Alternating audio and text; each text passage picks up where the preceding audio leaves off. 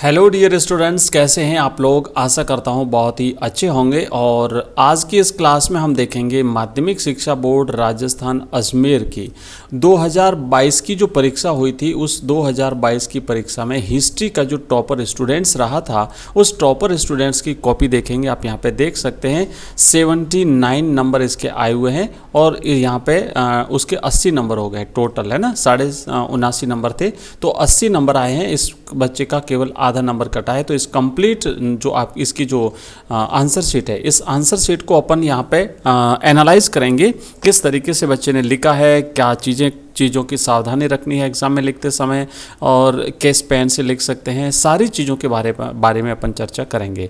ठीक है, यहाँ पर आप देख सकते हैं ये जो आपका मार्जिन, जहाँ पर आपका ये जो मार्किंग जहाँ पर आपकी की जाती है, वो वाला सेक्शन है। प्रत्येक प्रश्न में कितने कितने नंबर है वो यहाँ पे लिखे जाते हैं। तो इसके सबसे पहले अपन देखते हैं कि इस कॉपी में जो खंड किया हुआ है, कौन सा कहाँ से शुरुआत की है, कैसे किया है। तो यहाँ पे चीज़ देखिएगा कि पहले तो खंड अ से शुरुआत करी है। ब्लैक पेन से बच्चे ने लिखा है खंड अ। देख सकते हैं आप, ब्लैक पेन का यूज़ अगर कोई करना चाहे तो बिल्कुल कर सकते हैं। इससे क्या होता है कि कुछ चीज़ें जो है ना थोड़ा सा हट के हो जाता है, बाकी जो स्टूडेंट्स होते हैं उनसे थोड़ी सी आपकी कॉपी हट के लगेगी। तो आप यहाँ पर थोड़ा इस तरीके से ब्लैक पेन का यूज़ कर सकते हैं। ठीक है, मैंने इससे पहले भी जितनी सारी कॉपीज़ आपको दिखाई अलग अलग, तो उन कॉपी में भी कई सारे स्टूडेंट्स ने ब्लैक पेन का यूज़ किया है। लेकिन ध्यान रखना, ब्लैक के अलावा दूसरी किसी पेन का यूज़ मत करिएगा। रेड पेन का तो कतई भी मत करिएगा। ठीक है, क्वेश्चन नंबर फर्स्ट में पहला है, फर्स्ट में भी जैसे इसके अलग अलग जो क्वेश्चन है फर्स्ट में, तो पहला है उसमें ऑप्शन राइट है ए अ, और अ में का जो ऑप्शन है वो है चंद्रगुप्त।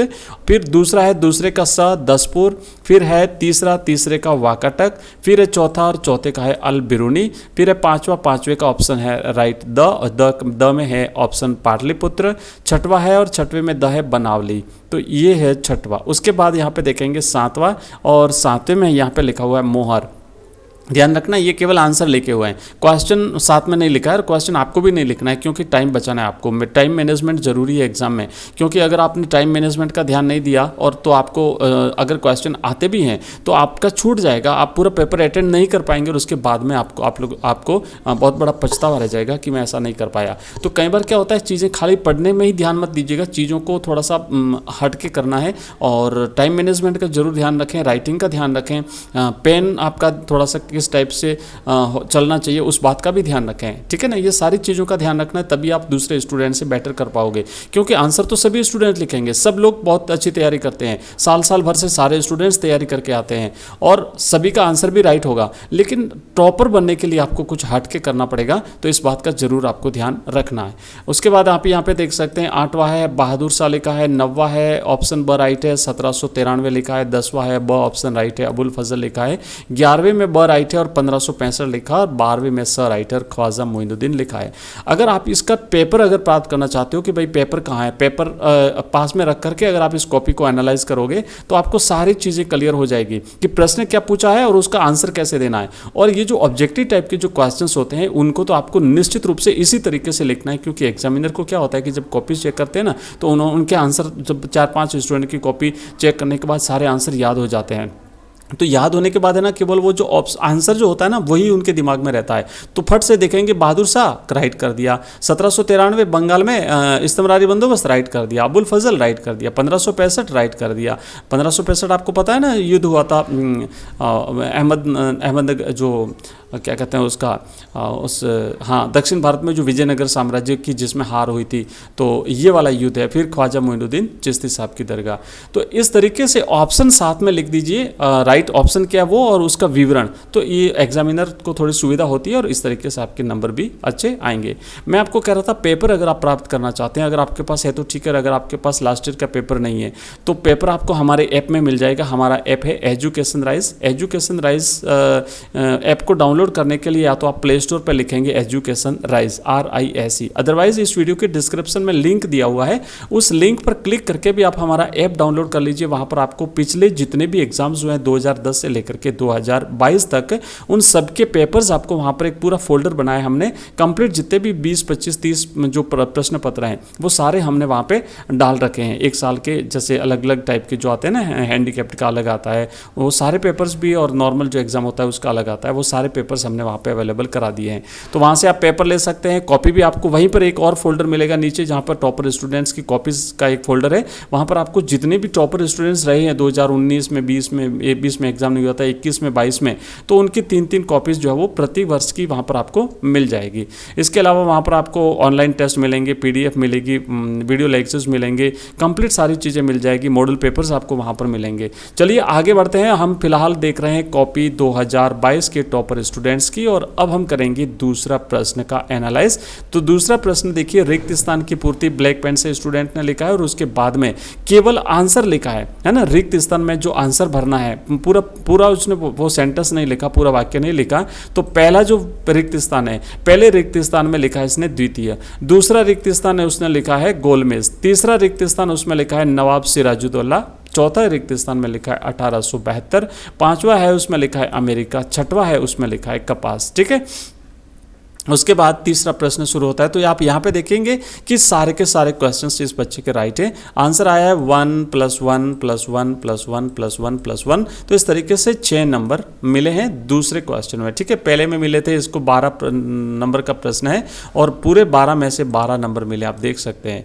दूसरे में मिले हैं 6 नंबर। तीसरे क्वेश्चन की तरफ आगे बढ़ते हैं और देखते हैं कि किस तरीके से किया है तीसरा प्रश्न। तो आप यहाँ पे देखेंगे, ये है तीसरा प्रश्न। ये प्रश्न संख्या लगाने का आप ध्यान रखना, यहाँ पे नंबर मिलते हैं आपको, इसलिए इस वाले कॉलम में, बॉक्स में आपको कुछ नहीं लिखना है। यहाँ पर आप लिखेंगे अपनी प्रश्न संख्या, और इस वाले भाग में लिखना है आपको अपना आंसर। तो तीसरे का जो पहला है, पहले में लिखा है 1942 में। उसके बाद में यहाँ पे दूसरा है, दूसरे में लिखे कि क्योंकि उन दिनों नमक उत्पादन पर सरकार का एकाधिकार था और यह भारतीयों को सुलभ ग्रामोद्योग से वंचित करता था। उसके बाद तो इसमें भी टोटल 12 प्रश्न है, तीसरे में भी। तो आप यहाँ पे देख सकते हैं कि यहाँ पर इसको टोटल 12 नंबर मिल गए, मतलब कई नंबर कटने की गुंजाइश ही नहीं छोड़ी है। इस बच्चे ने इस तरीके से कॉपी अटेंड करी है। और दूसरा एक बात का ध्यान रखना कि इसने क्या किया है कि प्रत्येक क्वेश्चन के बीच में 2-2 लाइन का गैप छोड़ दिया है ना।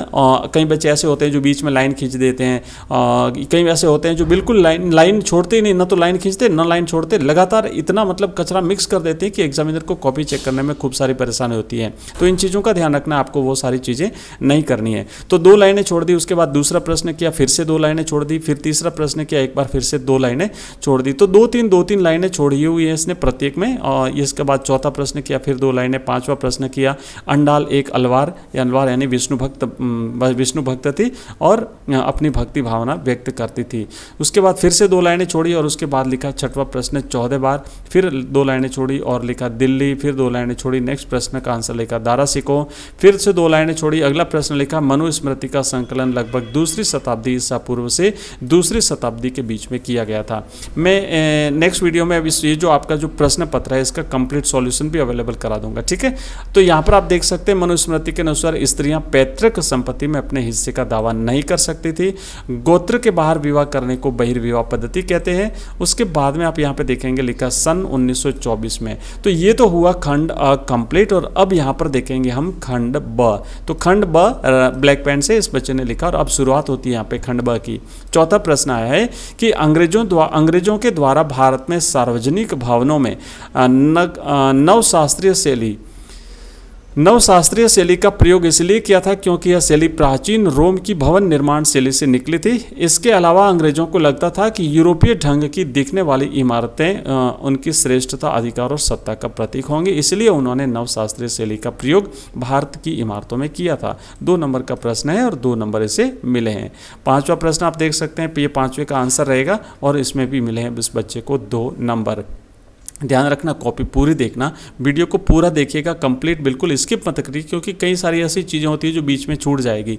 तो आप देखते जाइए और मैं यहाँ पर आपको चीज़ें बताता जा रहा हूँ। तो आगे लिखा इसने, उसके बाद में छठवां किया प्रश्न, छठे का पहला पॉइंट और छठे का दूसरा पॉइंट। उसके बाद रेतवाड़ी व्यवस्था, रेतवाड़ी बंदोबस्त जो है, तो ये रेतवाड़ी बंदोबस्त के बारे में कंप्लीट लिखा है कि 1920 में बम्बई दक्कन में एक नई राजस्व प्रणाली लागू की थी, जिसे रेतवाड़ी बंदोबस्त व्यवस्था कहा गया। इसमें राजस्व की राशि जो होती थी वो सीधे रैयत यानी किसान के द्वारा तय किसान के द्वारा जमा की जाती थी कंपनी को, जबकि इस्तमरारी बंदोबस्त में व्यवस्था ये थी कि राजस्व की जो राशि होती थी वो जमींदारों के साथ तय की गई थी। इस्तमरारी बंदोबस्त व्यवस्था बंगाल में लागू की गई थी, और ये जो रेतवाड़ी व्यवस्था थी, ये रेतवाड़ी व्यवस्था बम्बई दक्कन में लागू की थी। इसके बाद में ये है संथाल विद्रोह, आप देख सकते हैं 8वां प्रश्न है, 2 नंबर मिले हैं। उसके बाद में फिर अपन आगे बढ़ेंगे। थोड़ा सा मैं अगर आपको लगता है कि फास्ट चल रहा हूँ तो आप वीडियो को पॉज करके भी इस कॉपी को अच्छी तरह से देख सकते हैं।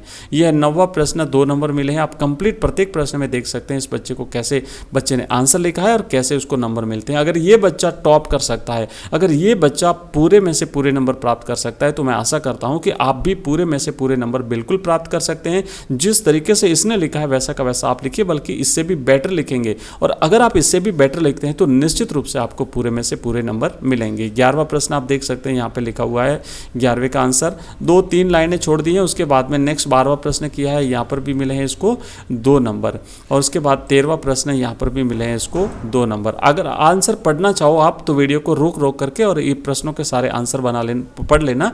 और मैं तो आपसे ये कहूँगा कि आंसर पढ़िए, 2 बार पढ़िए, 3 बार पढ़िए, बार पढ़िए, और हो सके तो इसके नोट्स बना लीजिए। अभी एग्जाम में काफ़ी टाइम है तो नोट्स बना लीजिएगा, तो ये आपके काम आ जाएंगे। ठीक है, उसके बाद 14वां प्रश्न देख सकते हैं आप। उसके बाद में यहाँ पर बच्चे ने किया है 15वां प्रश्न, और कंप्लीट नंबर इसको पूरे में से पूरे मिलते जा रहे हैं। ये है 16वां प्रश्न, और अब यहाँ का पर खंड शुरू होता है स। हमने 2 खंड देख लिए।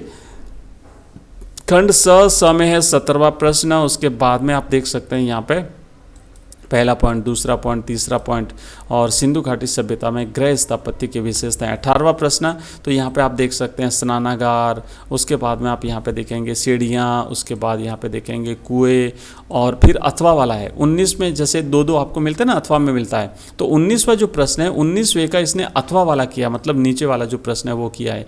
विजयनगर साम्राज्य में कृषि क्षेत्रों को किलेबंद भूभाग में रखने के कारण, तो यहाँ पे देखो इसने पॉइंट वाइज लिखा। पहला कारण ये था, दूसरा कारण ये था, तीसरा कारण ये था, चौथा कारण ये था। 20वें का भी इसने अथवा वाला प्रश्न किया। तो आप देख सकते हैं कि औपनिवेशिक सरकार निम्न कारकों से शहरों के मानचित्र बनवाना उपयोगी समझा। तो मानचित्र क्यों बनवाए थे उसका कारण यहाँ पे ये पॉइंट वाइज आपको लिख रहा है, पहला, दूसरा, है ना, तीसरा, चौथा, 5वां।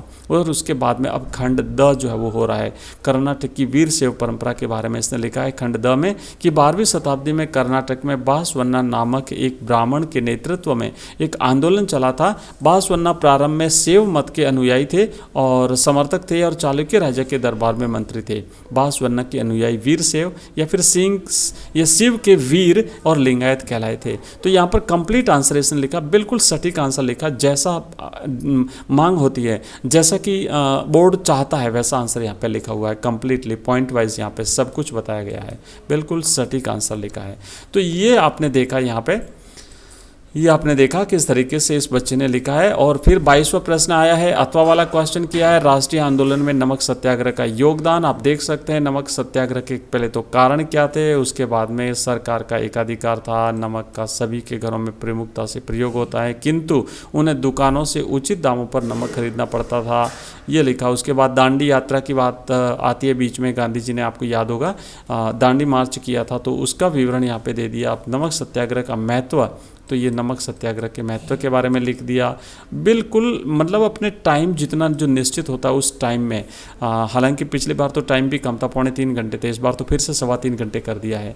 तो इस टाइम में इतना ज़्यादा लिखना एक मतलब बहुत ज़्यादा प्रैक्टिस वाला स्टूडेंट होता है वही लिख सकता है। तो अपने आंसर को इस तरीके से लिखिएगा भाई। और अब देख जो मानचित्र है, तो मानचित्र अपन आगे देखते हैं। मानचित्र जो आपको आपके एग्जाम में आएंगे तो उसको जरूर ध्यान से थोड़ा सा देख लीजिएगा। यहाँ पे देख सकते आप इतिहास का मानचित्र मिला है, भारत का नक्शा दिया है, भारत के नक्शे में 4 स्थान भरने थे, इसने चारों सही भरे हैं, तो बच्चे को मिले हैं पूरे 4 में से 4 नंबर। पहले भरना था अजमेर, उसके बाद मेरठ, उसके बाद सूरत जो कि गुजरात में है, और फिर कटक जो कि उड़ीसा में है। तो ये 4 स्थान भर दिए हैं। एक और नक्शा यहाँ पे नींव हिल गई थी, इस तरीके से देखा। एक और नक्शा आप यहाँ पे देखेंगे अगला, तो यहाँ पर देख सकते हैं ये है भारत का एक और नक्शा, जहाँ पर भी अच्छा वही है, सेम टू सेम नक्शा यहाँ पे दिया हुआ है। और इस तरीके से आप यहाँ पे इस कॉपी को कंप्लीट हमने कर लिया है। इसकी पीडीएफ मैंने आपको कहा कि अगर आप पीडीएफ के रूप में आप ये कॉपी प्राप्त करना चाहते हो तो आपको हमारे ऐप में जाना है, जहाँ पे हिस्ट्री का जो कोर्स है, इतिहास का पूरा कोर्स जहाँ पे लिखा हुआ है, उस कोर्स पे आप क्लिक करना। वहाँ पे नीचे जाओगे तो एक फोल्डर बना हुआ है टॉपर्स स्टूडेंट्स कॉपी, तो उसमें आप जाओगे तो वहाँ पर आपको 3 कॉपी 2022 की मिलेगी, इस तरीके से 2021 की मिलेगी, 19 की मिलेगी, सारी कॉपीज़ आपको वहाँ पर मिल जाएगी। प्रिय विद्यार्थियों, एक बार मुझे ज़रूर बताइएगा ये आपको वीडियो कैसा लगा, अगर पसंद आया है या फिर अगर आपकी कोई क्वेरी है तो कमेंट जरूर करिएगा। मैं नेक्स्ट वीडियो में आपकी इस क्वेरीज को, आपके जो भी आपके प्रश्न रहेंगे उसका सॉल्यूशन करने का पूरा प्रयास करूँगा। मिलते हैं नेक्स्ट वीडियो में, तब तक के लिए बाय, बहुत बहुत धन्यवाद, थैंक यू वेरी मच।